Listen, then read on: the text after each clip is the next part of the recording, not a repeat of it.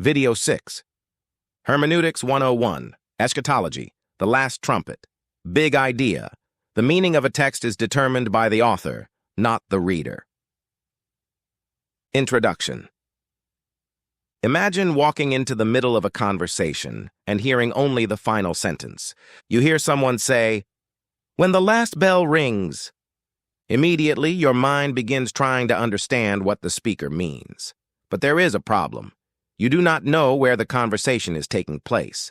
Are they talking about a school, a factory, a train station, a boxing match? The exact same words could mean very different things depending upon the world of the person speaking. Before you can understand the phrase, you must first understand the speaker. Before you can understand the statement, you must first understand the context in which the statement was made. As simple as that illustration may seem, something very similar happens every day when people study the Bible. We encounter a familiar phrase, and almost immediately our minds begin supplying meaning. Sometimes we supply meaning from our denomination. Sometimes we supply meaning from our favorite teacher. Sometimes we supply meaning from a prophecy chart we have seen dozens of times. Sometimes we supply meaning from assumptions we have carried for years without ever realizing it. The result is that we often begin interpreting a phrase before we have taken the time to understand the world of the person who originally spoke or wrote it. Few phrases illustrate that problem more clearly than the phrase we will be examining in this lesson. The last trumpet. Most Christians recognize those words immediately. Many have already connected the phrase to a particular prophetic system. Many have already connected the phrase to a particular timeline. Many have already connected the phrase to a specific set of conclusions. Entire books have been written about it. Entire debates have been built around it. Entire theological systems have attempted to explain it. Yet before we ask what the phrase means, I want us to ask a different question. What did Paul mean when he wrote it? Notice the difference. Not what does it mean to me? Not what does it mean to you? Not what does it mean to my favorite teacher? What did it mean to Paul? That question is important because the meaning of a text is not determined by the reader. The meaning of a text is determined by the author. If we truly want to understand Scripture, then we must learn to enter the world of the biblical authors before asking what their words mean for us today. We must understand their vocabulary before imposing our own. We must understand their assumptions before relying upon ours. We must understand the language they inherited before assigning new meanings to familiar phrases.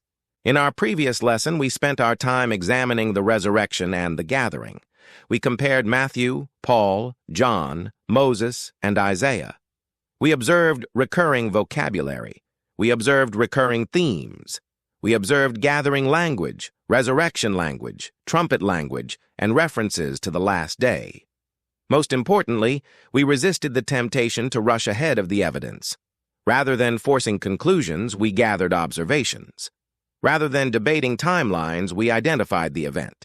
And by the end of that lesson, several important questions emerged naturally from the evidence itself. What is the last trumpet? Where did Paul get that language? How would a first-century believer have understood that phrase? Those are the questions that bring us to this lesson. Now, if this were an ordinary prophecy study, this is probably the point where we would immediately begin discussing timelines. We would begin debating prophetic systems. We would begin comparing charts. But that is not what we are going to do. Because if this series has taught us anything so far, it is that good hermeneutics requires patience. Before asking where something belongs on a timeline, we should first understand what it is. Before asking what a phrase means to us, we should first understand what it meant to the author. That means our investigation begins long before Paul ever picked up a pen.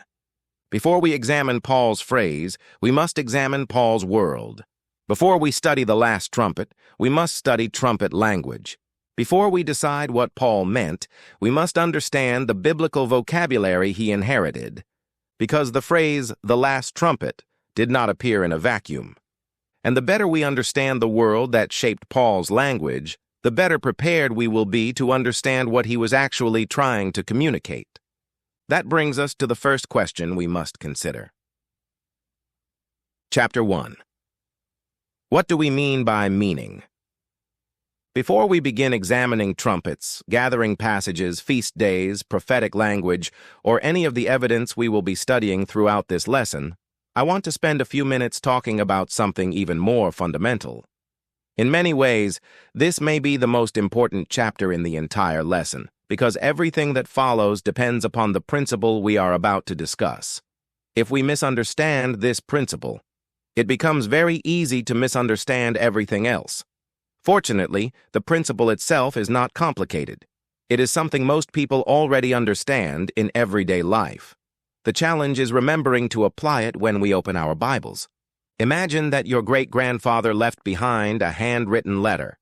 More than 100 years later, someone discovers that letter in an old box stored away in an attic. Family members gather around the table to read it together. As they work through the letter, they encounter a phrase that sounds unusual to modern ears. One person offers an interpretation. Another person disagrees. A third suggests an entirely different meaning. Before long, everyone around the table has an opinion about what the phrase means. Now imagine that someone asks a very simple question. What did your great-grandfather mean when he wrote it? Suddenly, the entire discussion changes. The purpose of reading the letter was never to discover what the phrase means to the grandchildren. The purpose was to discover what it meant to the man who wrote it. His intention governs the meaning of the letter. His vocabulary matters.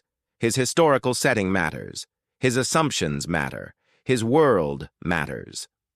If we ignore those things and simply assign our own meanings to his words, we may end up learning a great deal about ourselves while completely misunderstanding the person who actually wrote the letter. The same principle applies whenever we read Scripture. Yet this is one of the places where many Bible students unintentionally get into trouble. Instead of beginning with the question, what did the author mean? We often begin with a different question. We begin by asking, what does this mean to me? Now, there is certainly a place for application. Scripture should absolutely affect the way we live. It should shape our thinking, influence our decisions, strengthen our faith, and transform our character. But application comes after interpretation, not before it. First, we must determine what the author intended to communicate. Only then can we properly determine how that message applies to our own lives. When those steps become reversed, confusion often follows. This is especially true in discussions about prophecy. Many prophetic passages come to us with years of assumptions already attached to them. We have heard sermons about them. We have listened to teachers explain them. We have seen charts built around them. We have encountered books that confidently tell us what every symbol means and how every event fits together. As a result, by the time we arrive at certain verses, our minds may already be racing ahead of the text itself. We recognize familiar phrases and immediately begin attaching familiar conclusions to them. Without even realizing it, we sometimes stop listening to the biblical author because we are already thinking about what we have previously heard from someone else. That tendency is exactly what makes the phrase, "the last trumpet," such a useful case study. Most Christians have heard the phrase before. Many have strong opinions about it. Some immediately connect it to a particular prophetic timeline. Others immediately connect it to a specific theological system. Still, others connect it to passages in Revelation, feast days, or various end times frameworks. But before we discuss any of those possibilities, I want to return to the question that should guide every lesson in this series. What did Paul mean when he wrote it? That is the question that matters. Not what I think he meant. Not what you think he meant. Not what our favorite teacher thinks he meant. What did Paul intend to communicate to the people who first received his letter? One of the most valuable lessons hermeneutics teaches us is that words do not exist in a vacuum. Authors live in real places, at real times, among real people, with real experiences that shape the way they communicate. Paul was not writing as a 21st century American Christian. He was not writing after reading modern prophecy books. He was not writing after attending prophecy conferences or studying elaborate charts. Paul was a first-century Jew. He was a Pharisee. He was a man thoroughly familiar with the Scriptures. He lived in a world saturated with biblical language, biblical imagery, biblical history, and biblical expectations. If we truly want to understand what Paul meant by the phrase, "the last trumpet," then we must be willing to spend some time entering that world before we attempt to explain his words. In many ways, that has been the purpose of this entire series. In Video 1, we learned that assumptions influence interpretation. In Video 2, we learned that language must be understood before conclusions are drawn from it. In Video 3, we learned that biblical terms should be defined before doctrines are built upon them. In Video 4, we learned that understanding the question is essential to understanding the answer. In Video 5, we learned that identifying an event should come before placing that event on a timeline. Now, we arrive at another step in that same process.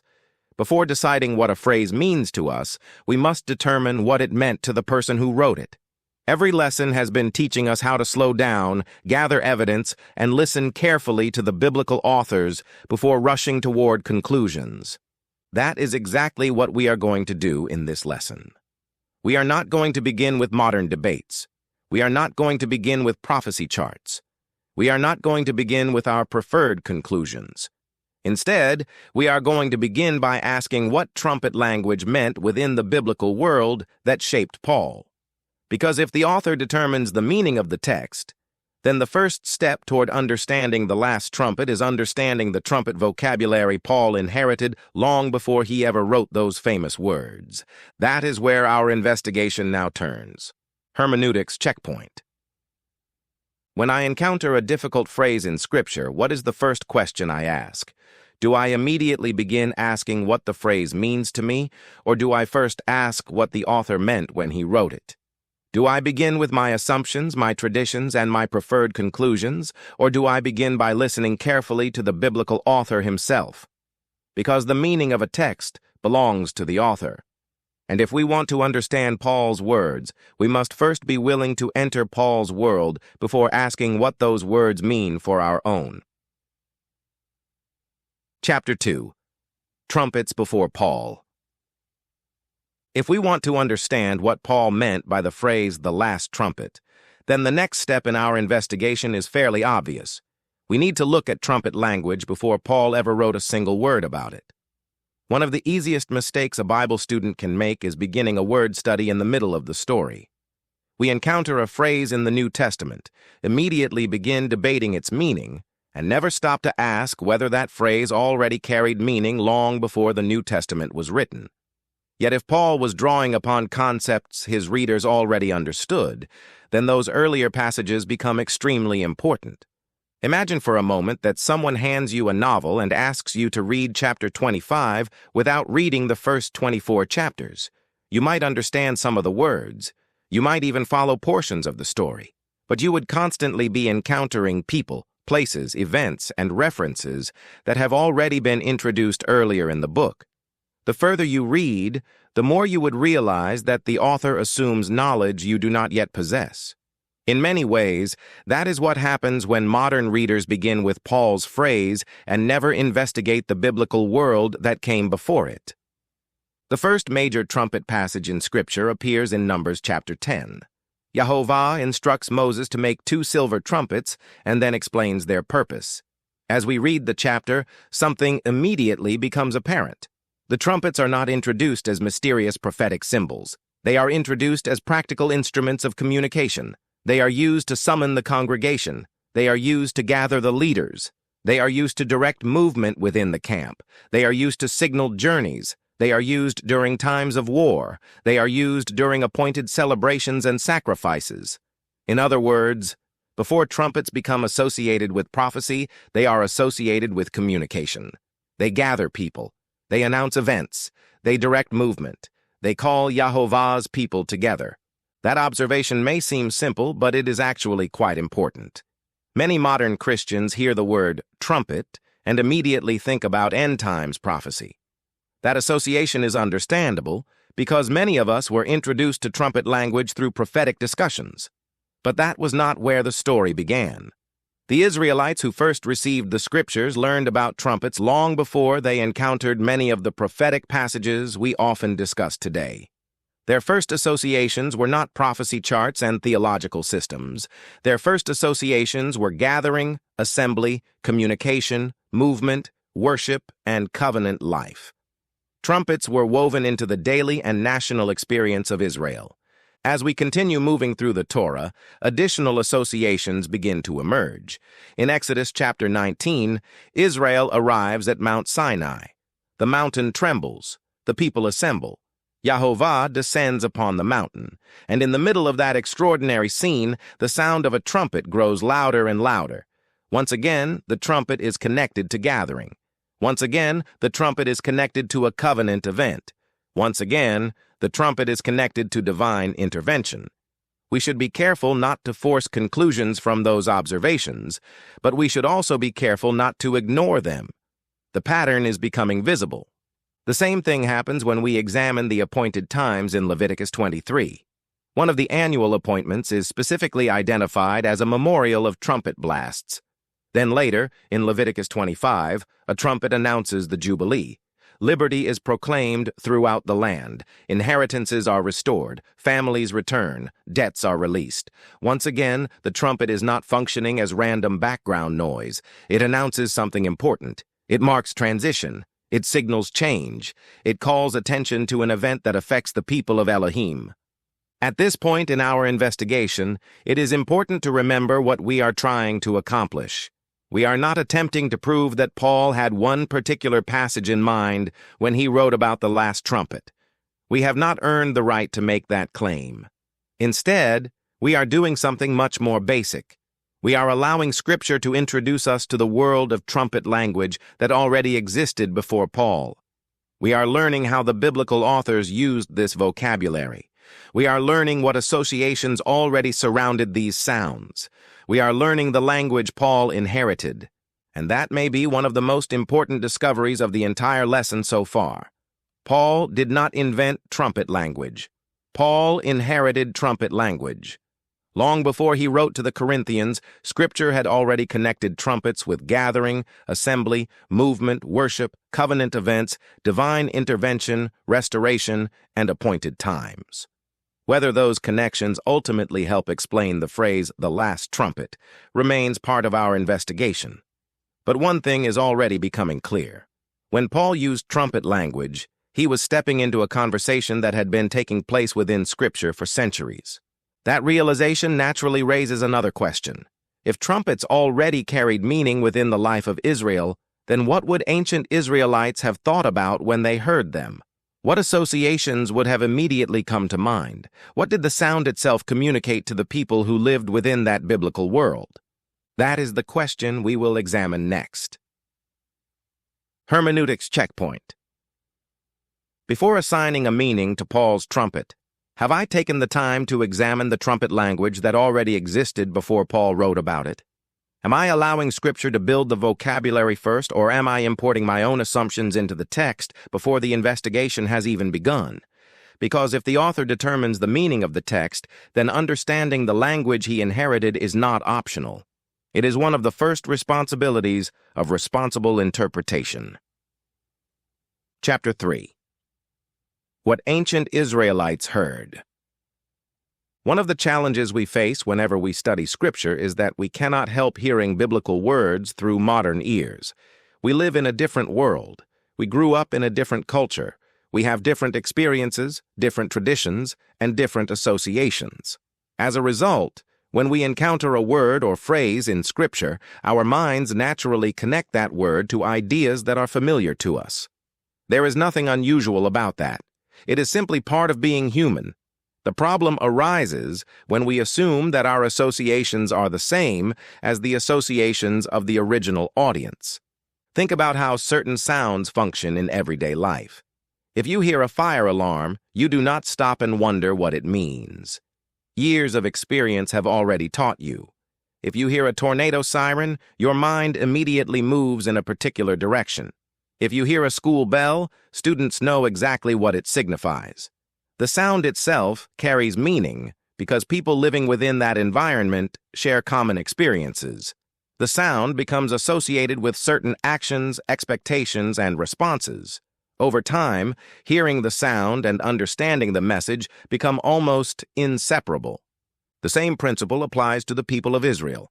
By the time we reach the days of the prophets, trumpet language had already been part of Israel's experience for generations. The people had heard trumpet calls associated with assembly. They had heard trumpet calls associated with worship. They had heard trumpet calls associated with journeys, national gatherings, military action, covenant life, and appointed times. These associations did not appear overnight. They developed through centuries of shared experience. Consequently, when an Israelite heard trumpet language, he was not hearing an isolated sound. He was hearing a sound loaded with history, memory, and meaning. This is one reason it can be dangerous to begin our investigation with modern prophecy debates. When many Christians hear the word trumpet, the first thing that comes to mind is often an end times discussion. We think about prophetic timelines. We think about future events. We think about debates concerning the return of Messiah. Those associations may eventually become part of the conversation, but they were not necessarily the first associations that would have come to the mind of an ancient Israelite. For many people living within the biblical world, a trumpet first communicated gathering. A trumpet communicated assembly. A trumpet communicated that something important was taking place and that the people needed to pay attention. This perspective becomes especially important when we remember that Paul was not writing to people who possessed 20 centuries of church history. He was writing to people living much closer to the world of the Scriptures. Even Gentile believers within the first century assemblies were constantly hearing the Hebrew Scriptures read and taught. They were being introduced to the language, imagery, and concepts that had shaped the people of Elohim for generations. The biblical story was becoming their story. The vocabulary of Scripture was becoming their vocabulary. Therefore, when Paul used a phrase like the last trumpet, it is entirely reasonable to ask what associations his readers may have already possessed. Notice what we are doing here. We are not arguing that every Israelite thought exactly the same thing whenever a trumpet sounded. Nor are we claiming that every trumpet passage in Scripture refers to the same event. We have not earned the right to make those conclusions. Instead, we are asking a much simpler question. What kinds of ideas had become connected to trumpet language over time? Thus far, the evidence repeatedly points in similar directions. Trumpets gather people. Trumpets announce important events. Trumpets signal movement. Trumpets accompany worship. Trumpets appear in covenant settings. Trumpets call attention to moments when Elohim is acting in history. This is precisely why understanding the author's world matters so much. Words are not merely dictionary definitions. Words exist within a network of experiences, associations, and expectations. When Paul wrote the last trumpet, he was not choosing random vocabulary. He was drawing from a world of biblical language that already existed. The better we understand that world, the better prepared we become to understand what he may have intended to communicate. And as we continue our investigation, something even more interesting begins to happen. The prophets inherit this same trumpet vocabulary and begin using it in ways that expand its significance. The language of gathering remains. The language of divine intervention remains. But new dimensions begin to emerge as the prophets look forward and describe future acts of Elohim. If we truly want to understand the world that shaped Paul's thinking, then we cannot stop with the Torah. We must also listen to the prophets. That is where our investigation now takes us. Hermeneutics checkpoint. When I hear a familiar biblical word, am I hearing it through the experiences and assumptions of the biblical world? Or am I automatically filtering it through my own experiences first? Have I taken the time to understand what that language may have communicated to the original audience before deciding what it communicates to me? Because responsible interpretation requires more than reading the words on the page. It requires learning to hear those words the way the original audience would have heard them. Chapter 4. Trumpets in the Prophets. As we move from the Torah into the prophets, it is important to remember where we are in our investigation. We are not looking for a verse that proves our preferred conclusion. We are not searching for a passage that settles every prophetic debate. We are doing something much simpler. We are tracing the development of biblical vocabulary. We are asking how the language of Scripture grows and develops over time. We are asking what themes become attached to trumpet imagery as later biblical authors build upon the foundation that was already established. One of the most important passages for our purposes is found in Isaiah chapter 27. In that chapter we read, "So it shall be in that day, the great trumpet will be blown. They will come, who are about to perish in the land of Assyria, and they who are outcasts in the land of Egypt, and shall worship Yahovah in the holy mount at Jerusalem." Isaiah 27:13. Immediately we notice several familiar themes appearing together. There is a trumpet, there is a gathering, there is restoration, there is worship. These are not new ideas. We have already encountered many of them earlier in Scripture.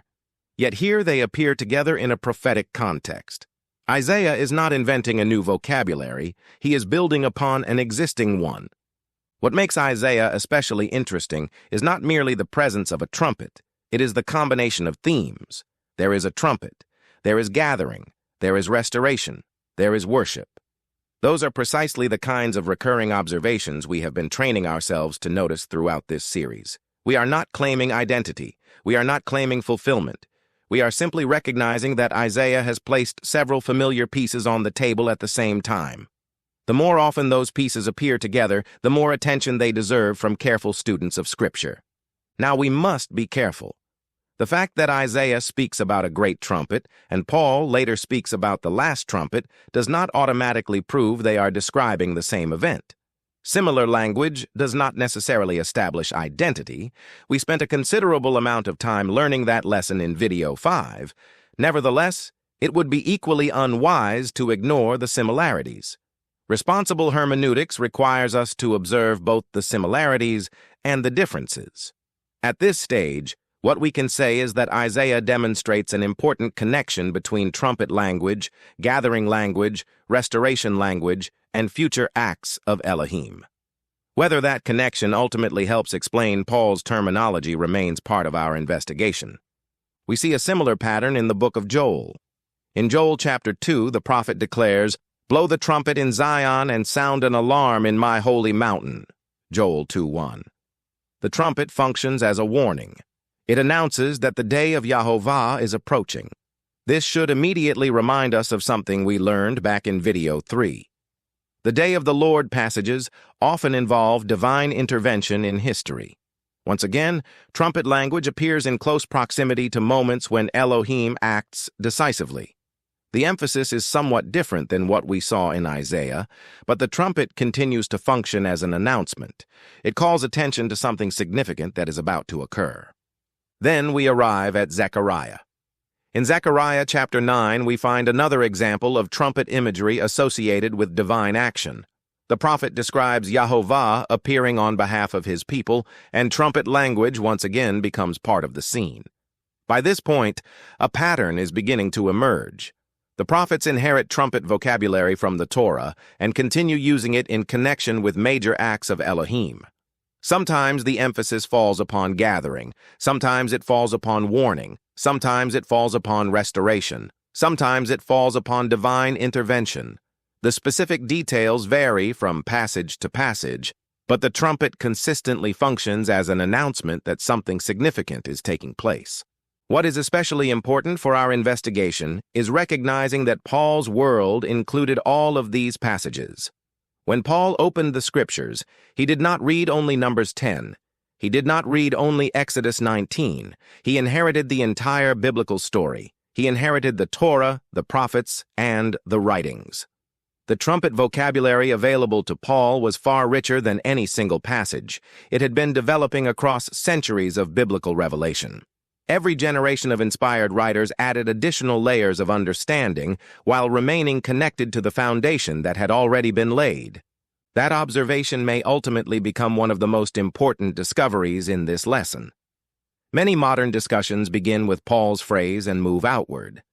The biblical story moves in the opposite direction. The biblical story begins with centuries of trumpet language and eventually arrives at Paul. The question is not simply, what did Paul mean?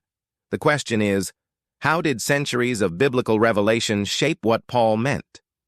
Once we begin asking that question, the phrase, "the last trumpet," starts to look less like an isolated statement and more like the continuation of a conversation that had been taking place throughout Scripture for generations. And now we are finally ready to return to Paul himself. We have examined the language he inherited. We have explored some of the associations his readers may have recognized. We have listened to the Torah. We have listened to the prophets.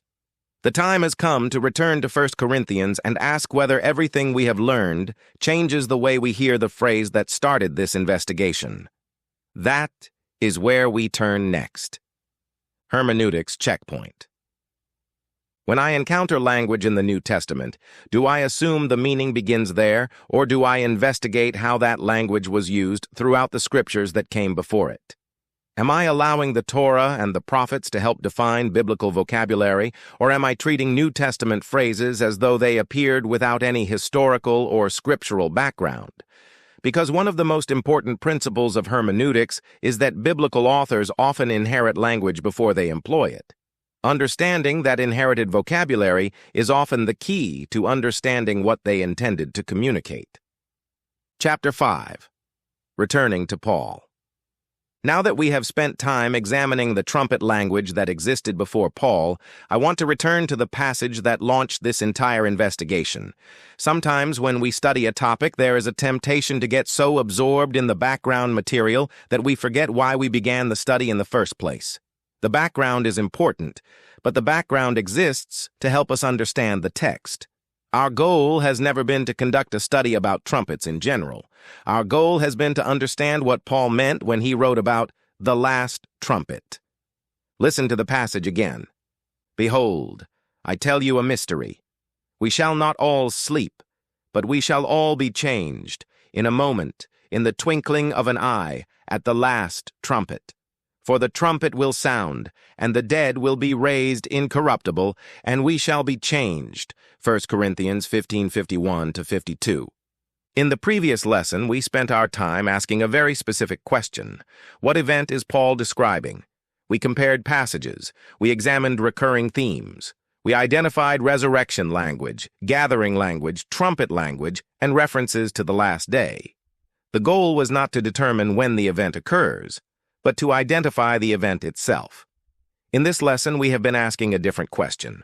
Assuming we have correctly identified the event, what did Paul mean by one of the defining features of that event, the last trumpet? In other words, Video 5 focused on identifying the event. Video 6 focuses on understanding the language used to describe it. After everything we have examined so far, that phrase should sound a little different than it did at the beginning of the lesson. Earlier, many readers may have immediately jumped to a conclusion. Many may have immediately connected the phrase to a specific prophetic system. Others may have immediately begun debating chronology. But now we have additional information. We have examined the world that shaped Paul's vocabulary. We have seen that trumpet language did not begin with Paul. We have seen that Scripture had already associated trumpets with gathering, assembly, covenant events, divine intervention, restoration, worship, and appointed times. We have seen that the prophets inherited that vocabulary and expanded upon it. The phrase is no longer standing by itself. It is standing within a much larger biblical context. One detail deserves special attention. Paul does not say, "at a trumpet." He says, "at the last trumpet." Whether we ultimately determine exactly what he intended by that expression is a question we will continue investigating, but the wording itself is worth noticing. It sounds as though Paul expects his readers to understand the language. He does not stop to explain what a trumpet is. He does not stop to define the concept. He simply uses the phrase and continues his argument. That observation alone suggests something important. Paul appears to assume a shared vocabulary between himself and his audience. This is one of the reasons context matters so much. Imagine receiving a letter from a close friend. Your friend references a particular event from your shared past. He does not explain every detail because he assumes you already understand the reference. The meaning is rooted in shared experience. In a similar way, Paul was writing to people who had been taught the Scriptures. Whether Jew or Gentile, The believers in the assemblies were being instructed from the writings that we now call the Old Testament. They were learning the language of Scripture. They were learning its stories, symbols, patterns, and vocabulary. Therefore, when Paul used biblical language, he was not speaking into a vacuum. He was speaking to people who were expected to understand at least some of the scriptural background behind his words. Notice what we are not saying. We are not saying that we have proven exactly which trumpet Paul had in mind. We have not earned the right to make that claim. We are not saying that every trumpet passage in Scripture refers to the same event. We have not earned the right to make that claim either. What we are saying is something much smaller and yet much more certain. Paul's phrase did not appear in isolation. It emerged from a world already saturated with trumpet language. The biblical story had been developing those themes for centuries before Paul wrote his letter to Corinth. This is also where another important observation comes into focus. Many modern discussions move immediately from 1 Corinthians 15 to the book of Revelation. Yet Paul wrote 1 Corinthians decades before Revelation was written. Whatever Paul meant by the phrase, the last trumpet, he did not depend upon his readers having read the book of Revelation. That does not automatically tell us what the phrase means, but it does remind us that the first place we should look for Paul's vocabulary is the scriptures that already existed when he wrote. The Torah existed. The prophets existed. The Psalms existed.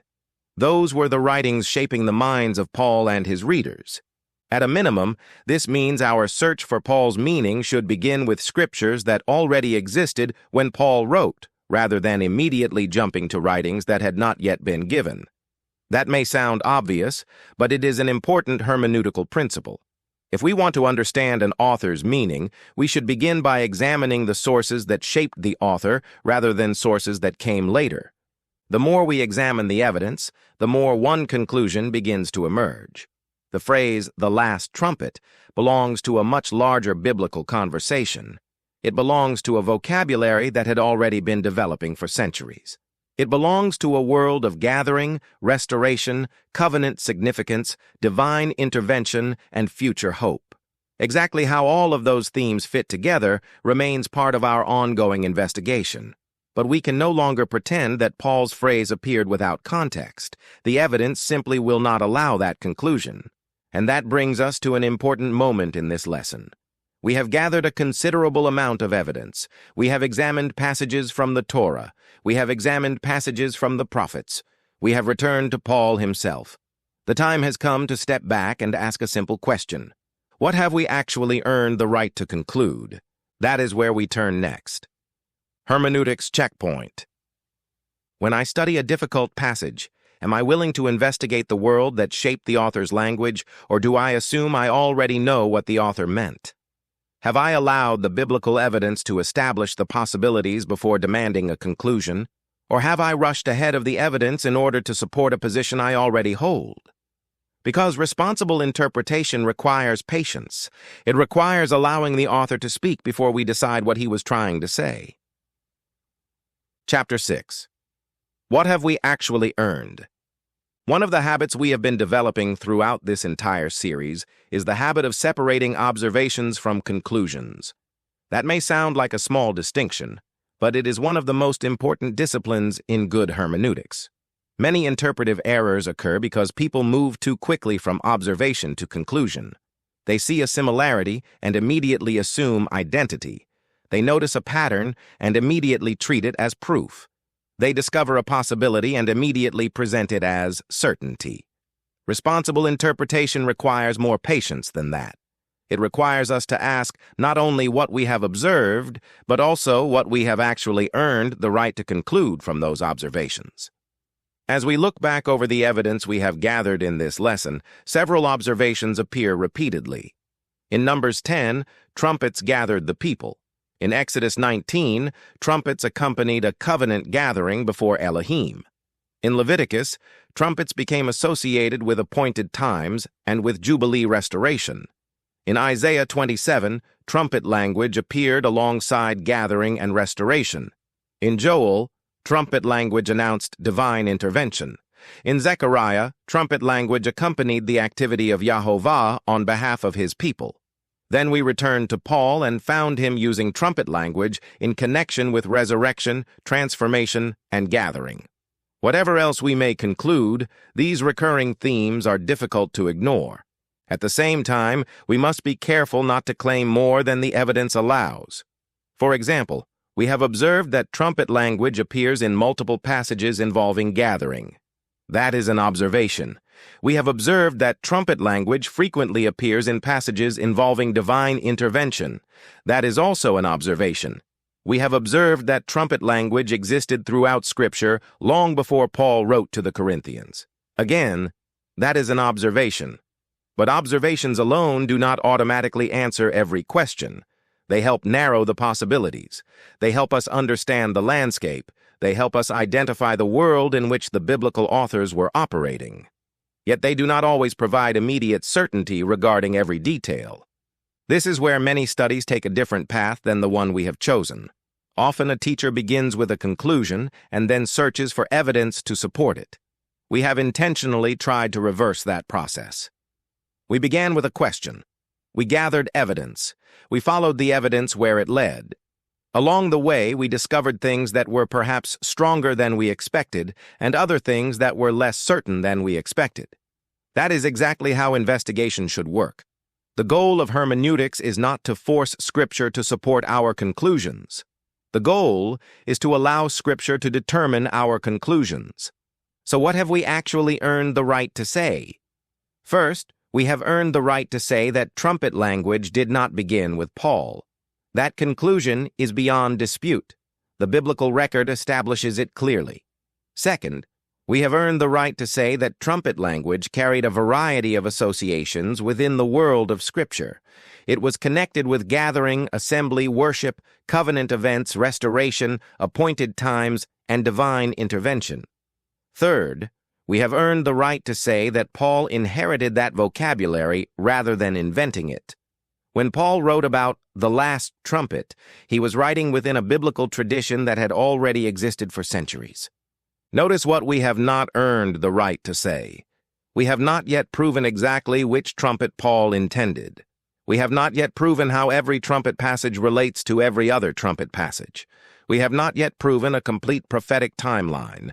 We have not yet proven how every detail fits together. Those questions may be worth investigating, but they extend beyond the evidence we have examined in this lesson. Good hermeneutics requires us to recognize the difference between what we know and what we suspect, between what has been demonstrated and what remains under investigation. In some ways, that restraint is one of the most valuable lessons of all. Many people assume that good Bible study means reaching conclusions quickly. Often the opposite is true. Good Bible study frequently involves slowing down, asking better questions, gathering more evidence, and refusing to claim certainty where certainty has not yet been established. That approach may not always produce the fastest answers, but it often produces the most reliable ones. It allows Scripture to speak with its own voice, rather than forcing it to repeat ours. As we conclude this investigation, one thing should be clear. The phrase, "the last trumpet," is not a phrase that appeared suddenly without background or context.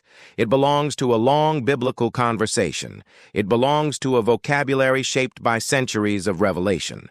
It belongs to a world that Paul shared with his readers. And before we can responsibly determine what the phrase means, we must first understand that world. In other words, this lesson has not answered every question about the last trumpet, but it has helped us ask better questions than the ones we started with. That realization prepares us for the final step in this lesson. We have gathered the evidence. We have evaluated the evidence. We have identified what we can and cannot say with confidence. Now it is time to summarize what we have learned and consider the next questions that the evidence has earned us the right to ask. Hermeneutics checkpoint. Am I allowing the evidence to determine my conclusions, or am I demanding that the evidence support conclusions I reached before the investigation began? Am I comfortable acknowledging what remains uncertain, or do I feel pressured to force an answer simply because I want one? Because responsible interpretation is not measured by how quickly we reach a conclusion. It is measured by how faithfully we follow the evidence wherever it leads. Conclusion. Throughout this lesson, We have intentionally resisted the temptation to rush ahead of the evidence. We did not begin with prophecy charts. We did not begin with denominational systems. We did not begin with assumptions about timelines or fulfillment models. Instead, we began with a much simpler question. What did Paul mean when he wrote the phrase, "the last trumpet"? That question led us backward through Scripture. We examined the Torah. We examined the prophets. We examined the vocabulary Paul inherited. And along the way, we discovered that the phrase belongs to a much larger biblical conversation than many people initially realize. What we can say with confidence. We can say with confidence that trumpet language did not begin with Paul. Long before Paul wrote to the Corinthians, Scripture had already connected trumpets with gathering, assembly, worship, covenant events, appointed times, restoration, and divine intervention. We can say with confidence that Paul inherited this vocabulary rather than inventing it. We can also say with confidence that understanding the phrase, "the last trumpet," requires us to understand the biblical world in which that phrase was written. Whatever Paul meant, his meaning must be sought within the Scriptures and experiences that shaped his thinking. What we have earned the right to conclude. We have earned the right to conclude that Paul's phrase should not be treated as an isolated statement detached from the rest of Scripture. We have earned the right to conclude that explanations which ignore the trumpet language already present in the Torah and the prophets are overlooking important evidence. We have earned the right to conclude that recurring themes such as gathering, restoration, assembly, covenant significance, and divine intervention deserve serious consideration when studying the last trumpet. We have also earned the right to conclude that understanding Paul's words requires more than asking what the phrase means to us. It requires asking what the phrase meant within the biblical world that shaped both Paul and his readers. We have also earned the right to conclude that Paul's first readers stood much closer to the biblical world that shaped this language than we do today. They lived nearer to the culture, vocabulary, assumptions, and scriptural framework in which these expressions were originally understood. For that reason, understanding their world is not a secondary exercise. It is an essential part of understanding the phrase itself. Notice how modest those conclusions are. We have not claimed more than the evidence allows. We have not forced certainty where certainty has not yet been established. Yet neither have we ignored the evidence we have gathered. Good hermeneutics requires both humility and honesty. Humility prevents us from claiming too much. Honesty requires us to acknowledge what the evidence genuinely supports. What we have earned the right to ask next. As our investigation continues, several new questions naturally emerge. If biblical vocabulary develops across Scripture, do biblical patterns deserve the same careful attention? If trumpet language carried meaning before Paul used it, what other biblical patterns may have shaped prophetic expectations? Do the appointed times established by Yahovah provide context that modern readers sometimes overlook? And if so, how should those patterns influence the way we approach prophecy? Those are not questions we have attempted to answer in this lesson. They are questions we have earned the right to ask because the evidence itself has led us to them. As our investigation continues, those questions will guide the next stage of our study and help us determine whether biblical patterns deserve the same careful attention we have given to biblical vocabulary. Final hermeneutics checkpoint. When I encounter a difficult phrase in Scripture, do I begin with my assumptions or with the author's world? Do I start with the conclusions I hope to prove, or do I patiently gather evidence and allow Scripture to speak for itself? Am I more interested in defending a system or in understanding what the biblical author intended to communicate? Because at the end of the day, the goal of hermeneutics is not to win arguments. The goal of hermeneutics is to understand Scripture faithfully. And faithful interpretation begins by asking the same question that has guided this entire lesson.